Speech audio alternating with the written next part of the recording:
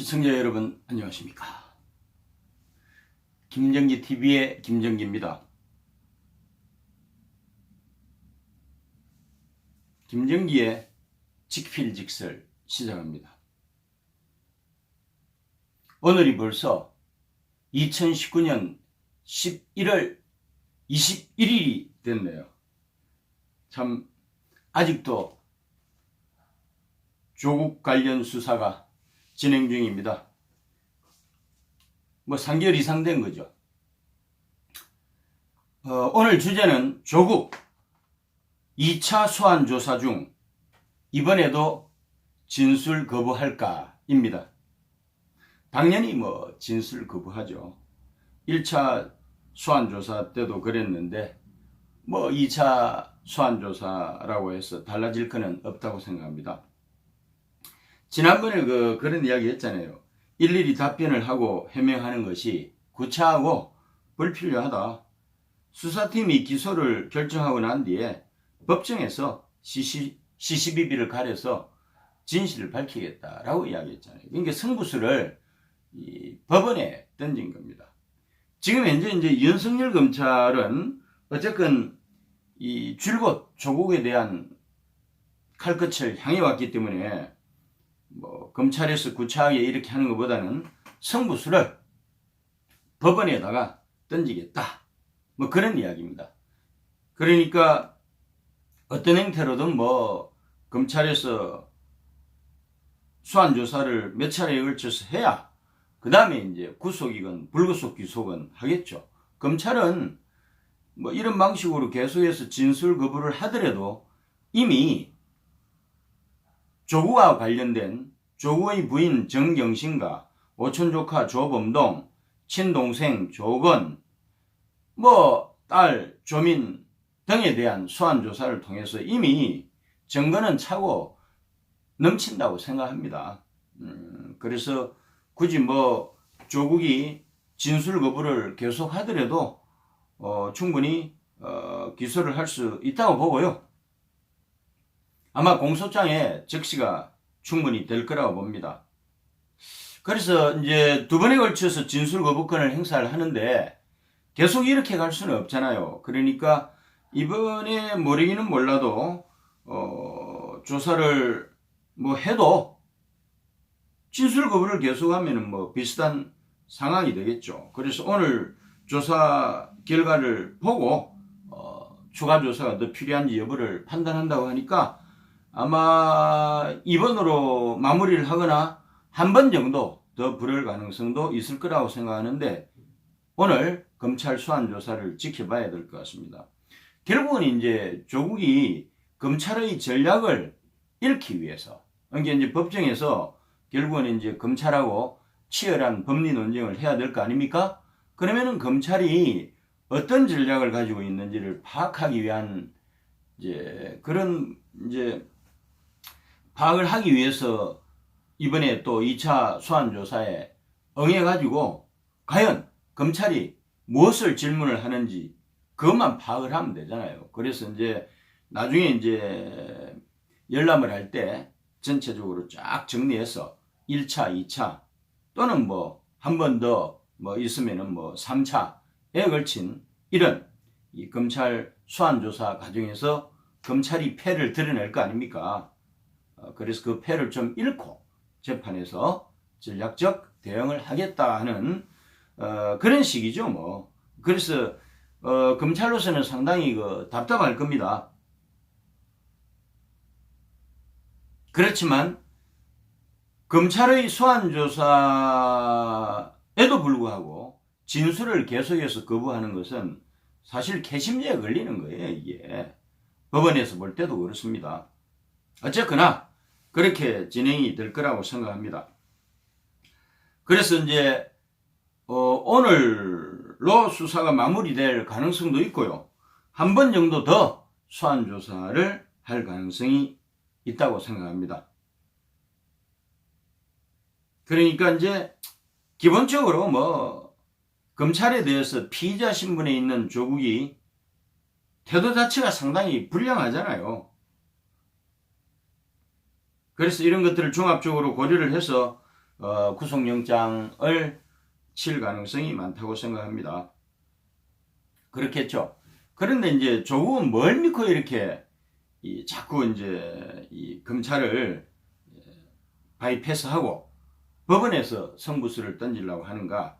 우선에 만일에 윤석열 검찰이 조국에 대해서 구속영장을 청구했을 때 이 구속영장을 발부를 하거나 아니면 기각하는 것은 서울중앙지방법원 영장전담판사 소관이잖아요. 그러니까 뭐 명재건으로 되기를 기대하겠죠. 명재건 같은 경우는 아마 조국에 대한 구속영장이 청구가 되면 아마 기각을 해가지고 그동안 조국 관련해서 검찰에서 가열차게 진행해온 수사의 정당성을 심각하게 훼손할 가능성이 많은 거죠. 1차적으로 난간이 그렇고요.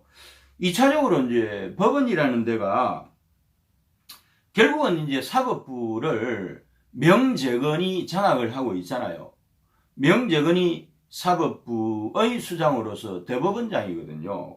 명재건이 아니고 김명수가 대법원장으로서 사법부를 장악하고 있고 또 김명수 라인에 있는 사람이 또 서울중앙지방법원장을 하고 있는 그런 상황이고 보니까 재판에 가서 조국에 우호적으로 환경 조성이 될 가능성이 많다라고 생각을 하고 아마 재판에서 승부수를 던지려고 하는 것 같습니다. 그런데 조국이 빠져나가기가 쉽지 않을 거예요. 뭐 그동안 나왔던 것들이 많잖아요. 코린커피라고 하는 그 사모펀드 이 부인 정경심이 이 차명으로 이 투자를 했는데 여기에 조국이 어느 정도 관여를 했는지 그래서 자본시장법 위반이나 공직자윤리법 위반이 걸려 있고요. 그 다음에 이제 딸 조민의 부산대 의학전문대학원 장학금 수령하고 관련해서 무려 1200만원 정도가 됩니다. 1200만원, 그러니까 2회에 걸쳐서 6억을 했는데도 불구하고 노한중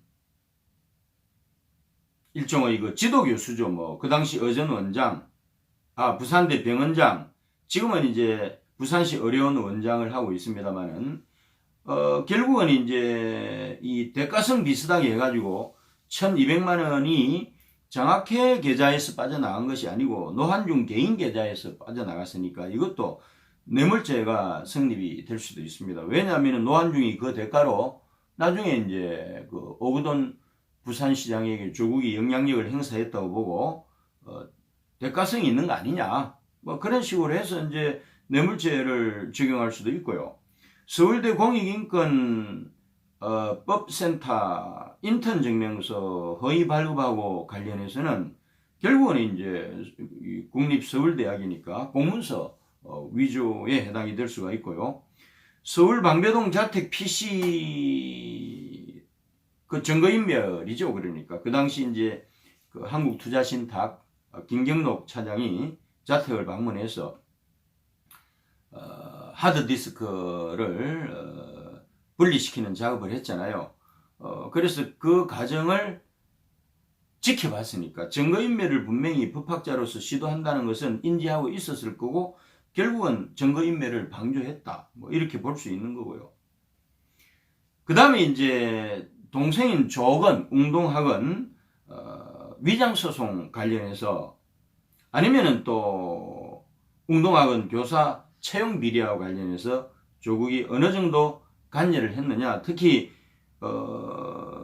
웅동학은 위장소송이 진행될 때 조국이 학교법인 웅동학원에 재단 이사를 하고 있었기 때문에 상당히 관여의 범위가 깊고 넓을 것이다 라고 이제 추정할 수 있는데 뭐 이런 것들도 중요하지만은 가장 중요한 것은 조국이 민정수석 시절에 있었던 일입니다.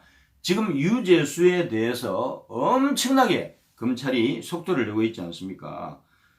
가장 최근에 유재수 자택을 압수수색을 했다는 그런 뉴스도 전해지고 있습니다.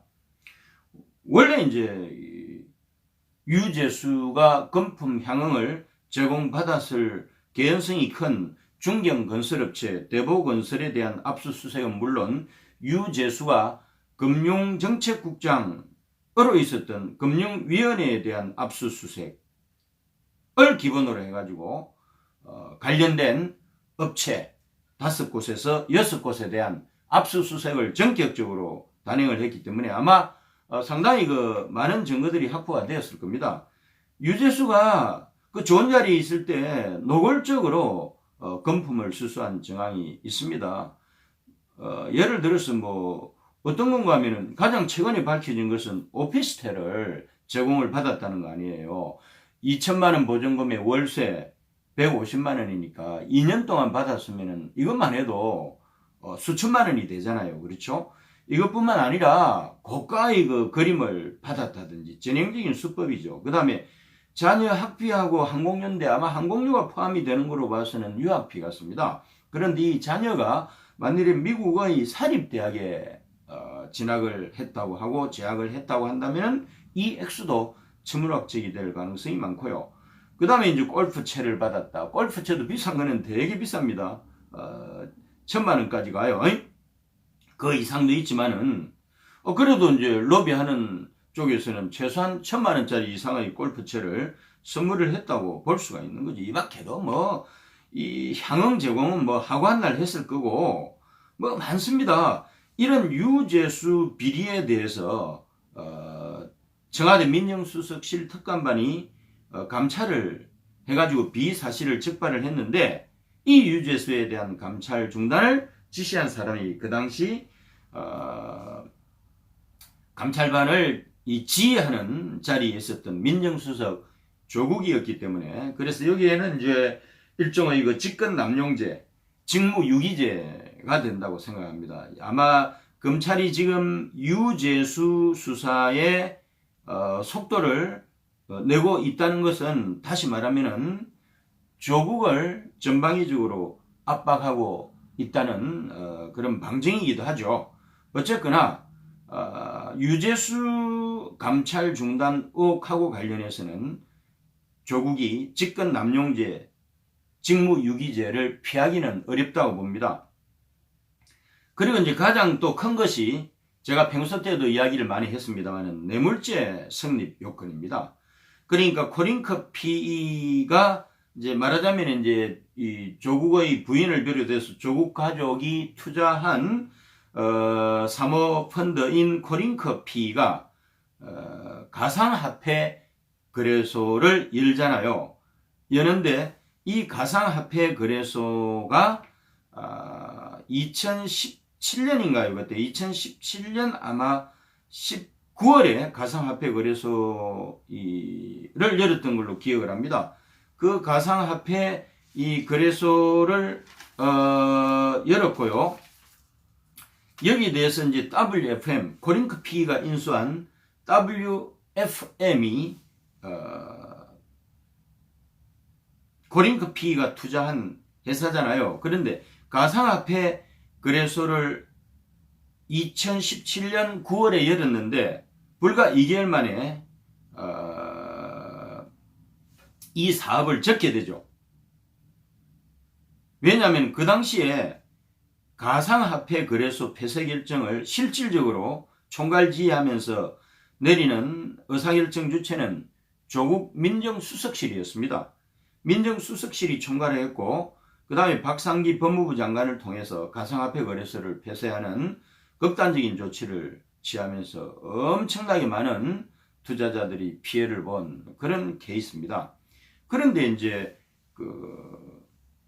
조국의 아내와 가족들이 투자한 코링크 PE가 인수한 가상화폐 거래소가 이러한 그 가상화폐 거래소 폐지 결정을 내리기 한 달여 전쯤에 그러니까 2017년 11월에 손을 뗐다는 것은 그 당시 모든 정보를 다 가지고 있었던 조국이 정보를 유출했을 가능성이 큰 것이고 그래서 소위 말해서 코링크 PE가 투자한 가상화폐 거래소 또 코링크 PE가 투자한 WFM 다 덕을 본 거죠. 왜냐하면은 불과 수개월 만에 당기 순이익을 손익을 30% 이상을 봤다고 하니까 경제적으로 이득을 주고 빠진 거잖아요. 그렇지 않았으면 다른 가상화폐 거래소처럼 엄청난 재정적 손실을 봤을 텐데 그걸 막아준 거잖아요. 그래서 그것에 대한 대가성으로 2018년 1월에 WFM 주식, 그러니까 코링크피가 투자한 회사인 WFM 주식을 8억 4천어치를 6억에, 다시 말하면 2억 4천 헐값 매입을 함으로써 2억 4천에 대해서 뇌물죄라고 하는, 대가성이 있는 뇌물죄라고 하는 범죄 요건이 성립이 된다. 이것도 상당히 큰 겁니다. 그래서 이제 청와대 민정수석실의 민정수석 시절에 유재수 사건이라든지 아니면은 가상화폐 이 거래소와 관련해서 이 WFM 주식 헐값 매입하고 관련해서 아마 조국 그 당시 민정수석이 이 두 가지의 범죄 혐의로부터 빠져나가기가 어렵지 않겠느냐. 직권 남용죄, 직무유기죄는 그렇다고 하더라도 특히 뇌물죄는 고위공직자로서 직고의 도덕성이 요구되는 고위공직자로서 뇌물죄는 중범죄입니다. 그래서 중형에 처해질 가능성이 많다. 뭐 그렇게 보는 거죠. 뭐 그런 거예요. 그래서 이제 이 전체적으로 보면은요, 이제 조만간 그 검찰이 조국에 대한 기소를 하게 되면은 공소장에 조국의 범죄 혐의가 지금 제가 말씀드린 것들을 중심으로 해서 적시가 될 거로 생각하는데, 이 중에서도 가장 큰 것이 뇌물죄라고 생각합니다. 빠져나가기가 상당히 어려울 거라고 생각합니다. 이 조국 관련된 이제 수사가 조만간 종료될 예정으로 있습니다. 그래서 아마도 빠르면은 11월이 가기 전에 조국에 대한 구속영장 청구를 윤석열 검찰에서 할 가능성이 많습니다. 조국 수사건으로 윤석열 검찰은 여기까지가 되는 거죠. 그 다음에는 이제 기소를 하게 되면은 법원에 넘겨지니까 법원에서 쟁점을 가지고 이제 다투는 이제 일이 벌어질 텐데, 조국이 믿고 있는 것은 결국 김명수 대법원장이 지배하는 사법부, 김명수 대법원장을 따르는 동일 라인에 있는 서울중앙지법원장, 그 다음에 영장전담 판사, 뭐 이런 사람들 이 구도가 잘 짜여져 있기 때문에 조국이 승부수를, 검찰보다는 검찰에 대해서는 묵비권을 시종일관 행사하면서 진술을 거부하고 법원에서 승부수를 던지겠다. 그렇지만은 이 많은 범죄 혐의로 꼬이고 또 꼬이고 있는데 조국은 빠져나갈래야 빠져나갈 수가 없습니다. 사면초가예요. 포위당했다고 생각합니다. 중형에 처해질 거로 생각합니다. 오늘도 함께 해주신 김정기TV 애청자 여러분 감사합니다.